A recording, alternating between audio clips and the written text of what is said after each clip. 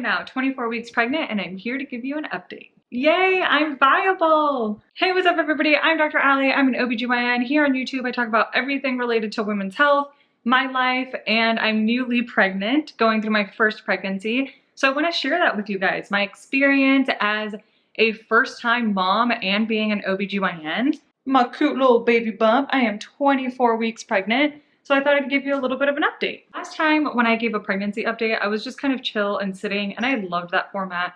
It was just very relaxing. So that's what we're gonna do today. I'm gonna talk about what it means to be viable and what I meant by that in the beginning of the video. But also throughout this, I wanna do an unboxing because I have bought some parenting books. I want your advice on parenting books. I ordered some new scrubs now that I have a bump. I got new makeup. I realized since becoming pregnant, my skin's like changing slightly, so I wanted to try out some new products. And I got a new comforter because it's really hot. Now I get really hot at night, whereas before I didn't, and I think that's pregnancy related. All right, so let's jump right in.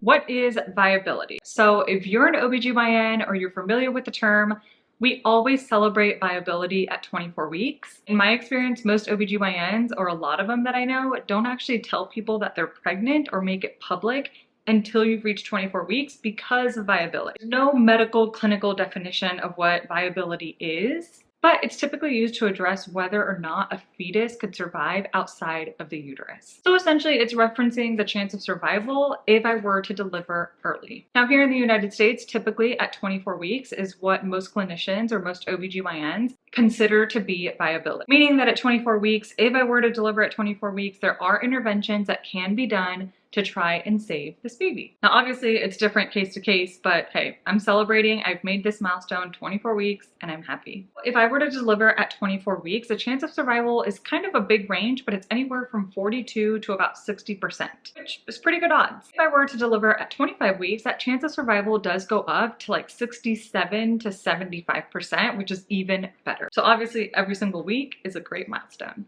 Now, obviously, the chance of survival isn't strictly just based on a week's gestation. It's gonna have a lot to do with the sex of the baby, the weight of the baby, what are the delivery circumstances, does the hospital I'm delivering at have a higher care NICU, stuff like that. Now, there's no one single test that can predict the chance of survival, but as an OBGYN, I do like the chances, especially at 24 weeks. So I'm happy, baby's happy, and we're gonna celebrate the milestone. So just to give you guys a rough idea, let's go over what a 24-week baby is actually doing in there.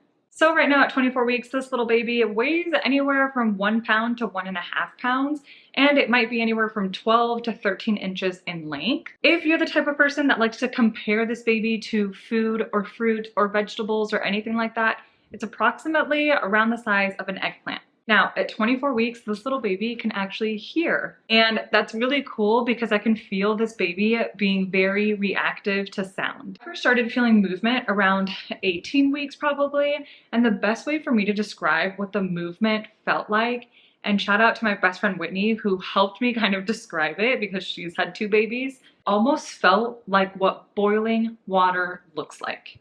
Like just like the, which makes me sound crazy, but that's the best way I could describe it. First, I honestly thought I was having just like really bad gas, and then it just kept happening. And I was like, I'm not farting, like I'm not gassy, like that must be the baby. So then that's when I reached out to my friend Whitney and she was like, absolutely, this is exactly what it feels like. Now that I'm 24 weeks, I definitely feel more distinct movements and it's not just like bubbling. I can't identify if it's like a foot or an elbow or a roll, but it's just different. But like I said, I feel this baby being reactive to sound. Like the other day, Corey and I were watching a movie and in the intro, it was just like, right, the music and kind of like more upbeat. And I was just like, oh my goodness, this baby is so active. And I think it was just the music, just kind of like reacting to the noise, which was really cool. Similarly, I went to Taylor Swift's concert, the Eras Tour.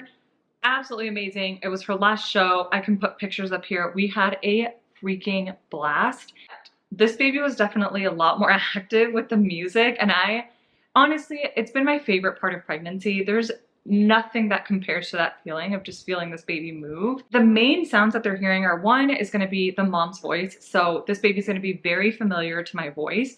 I talk to the baby all the time. I like to read books, and Corey and I started rereading the Harry Potter books just because we really like them.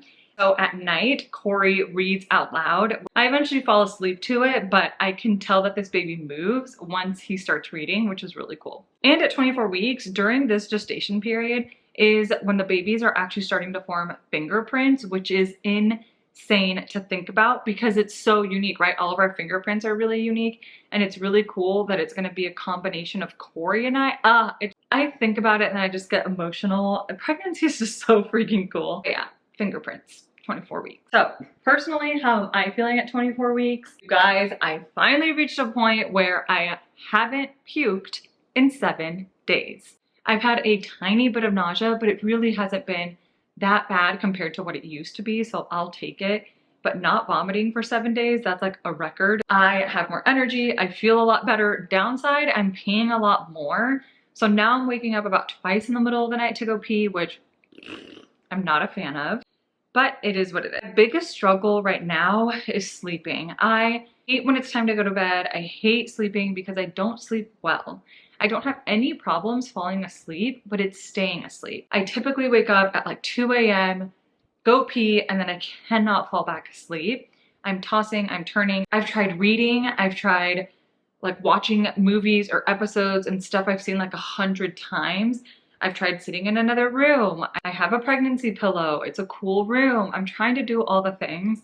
Insomnia just sucks. I'm gonna start to work out a little bit more during the day to see if that helps. Reached out to a couple friends who said what helped them is doing like nightly stretches and making a more like sleep time, nighttime routine so that I relax myself even more before bed. So I'm definitely gonna try to be more aware of making that a routine and a habit. Other than that, I've been feeling really good and I'm really happy. I want to do a little bit of an unboxing because I've also been doing a lot of research on parenting books, sleep training, stuff like that, just so Corey and I are more prepared for when the baby gets here. I ordered some books from Amazon, so I'm gonna show those to you. And like I mentioned at the beginning, I got new makeup, I got a new comforter because again, part of my sleep routine, I have been getting really hot at night. So we're gonna swap that out to something that's a little bit more breathable and cooler to see if that helps me stay asleep. I've also been looking into like baby registry, planning my baby shower, and also plans for the nursery. Okay, let's get to the unboxing. So here, make sure my address isn't showing to the world. Book number 1. This is just based off of research I've done. I've reached out to friends that are pediatrician, friends that are parents, and reviews on Amazon, all that stuff. This is the Whole Brain Child, 12 Revolutionary Strategies. I really can't say that. Strategies. To nurture your child's developing mind. It's got really good reviews. It's written by a doctor, an MD, and a PhD. Say it's like really easy to read. It helps them understand how their child, not just baby, but like infant, child, how their brain develops. So because I'm not an expert in this, I thought this would be a really good read, and it's not very long. Next, this is the book that we already had. My best friend Zai actually gifted this to Corey as soon as I told him that I was pregnant. I think I told Zai I was pregnant when I was like 13, 14 weeks, and this has been the sweetest gift. It's The Expectant Father, the ultimate guide for dads to be. Now, obviously, as an OBGYN, I have a lot of resources for myself. I went to school for 12 years for this. I know a lot about the changes that my body's currently going through, but also the baby. And sometimes I have to remind myself that Corey, yes, he's in medicine, he's a pharmacist, but he's not an OBGYN. So I'm so happy that Zai got him this book. So Corey has been reading it. I like the way it's divided up by months and also weeks. So it explains like what's going on with your partner physically, emotionally, what's going on with the baby. I think Corey felt really included and appreciated that someone thought of him and got him this book. Oh, it's heavier because it's a really big book.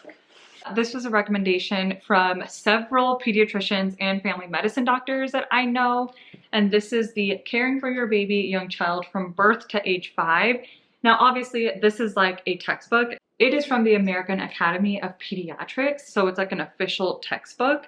I mean, you don't have to be a physician to order this book or anything like that, but everyone just recommended it because they say a lot of the times when you're in medicine and a doctor and something happens to your child, it's like all of your knowledge is like gone. So I thought this was just a really good resource, especially because I know nothing about taking care of a baby and a child. I mean, I know something, but you know what I mean. And it's really cool that it goes from birth to 5 years of age, because I think throughout the first 5 years of life, this is going to be very helpful. Now, if you know of any other books or have recommendations of other books to check out, please let me know in the comments. Tori and I also ordered the Taking Care of Babies class, which has come highly recommended from a lot of our close friends. And this is more focused on like the importance of sleep for a baby and for the parents, sleep training, that kind of thing. It's an online all digital course, and we got like a PDF book. So we're gonna try it and go through the course before the baby gets here. And then obviously we can reference it as we need to. I'll leave links to all of that down below, but I am really excited about that because I definitely need to learn more about a baby's sleep cycle and all that good stuff. Now, a part I'm really excited about, new makeup that I ordered. This has been one of the most exciting things I've been wanting to order. I've been meaning to get it.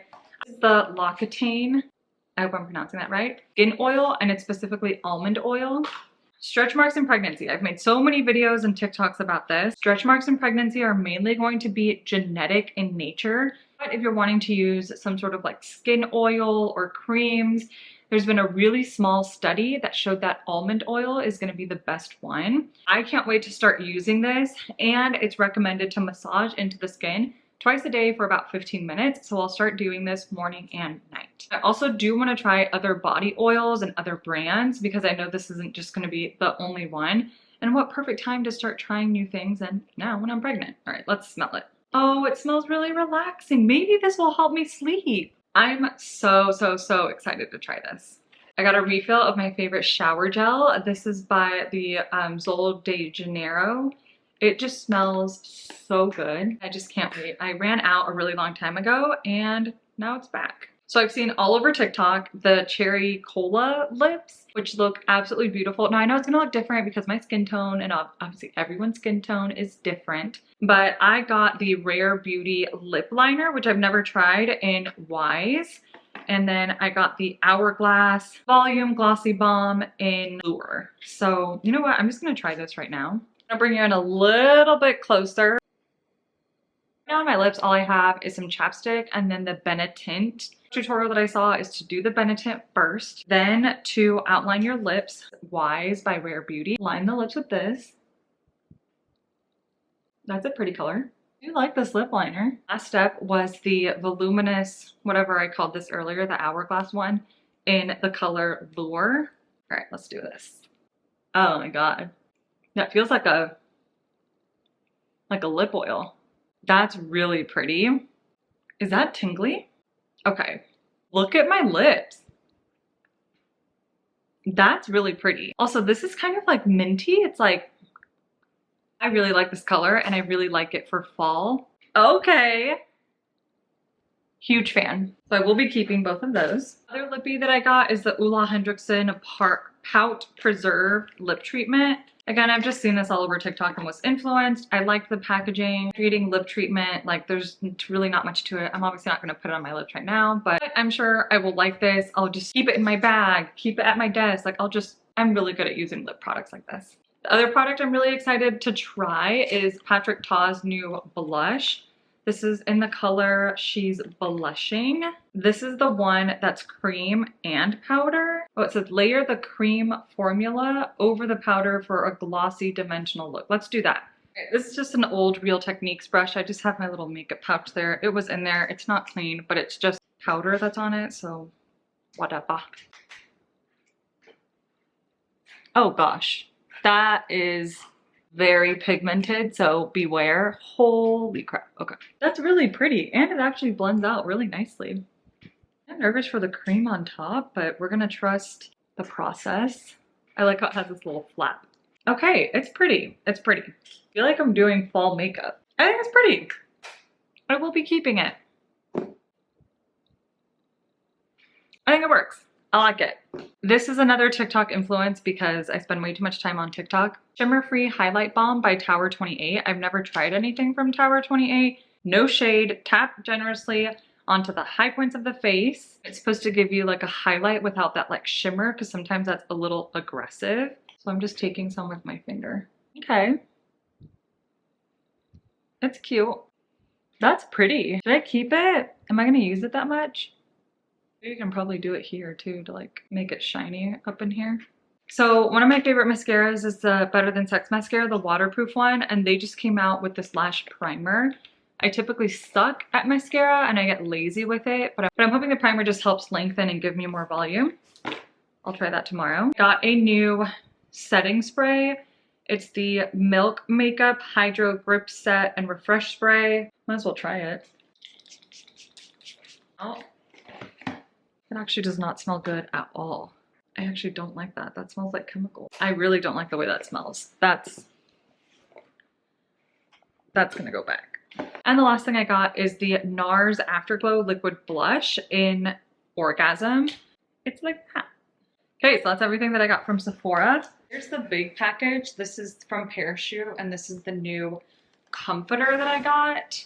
Right now we use a down comforter with like a linen cover over it. No, it's not linen, it's percale, but the down part of it is just way too hot. I used to like it, and then I got pregnant and it just, I'm getting more sweaty at night, so we're gonna try this one. But this is their organic comforter, and the lady told me that it is their most cooling comforter that they have.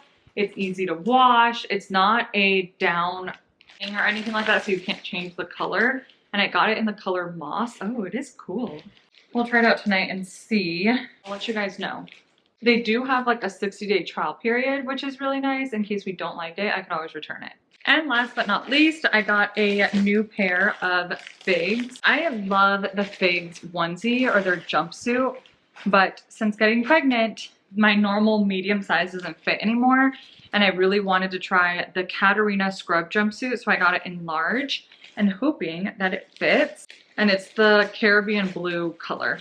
You guys know that I love jumpsuits because I'm literally going from one onesie jumpsuit, this one's from Free People, to another one. Guys, it's so cute. I love it. So typically I would wear a size medium. I sized up to a large because of the bump, and it's so cute. Look at the little bump. Let me show you in the mirror so you can see the whole thing. It's so cute. And it's like a flared, not flared, but like a wide bottom. It's not like the jogger. So I could wear these with my dance clothes. How cute. Oh my gosh, I love this so much. And I love this color. I'm so glad I got this. That's it for today's video. I hope you guys liked it. I like just kind of sitting and chatting and kind of casual. I like making these type of videos a lot. I hope you like the little update, the haul. Like I said, parenting books, sleep training courses, whatever you did, let me know in the comments because I need all the help I can get. Always, thank you so much for all the love, all of the support. I love you guys so, so much. I will see you in my next video. Bye.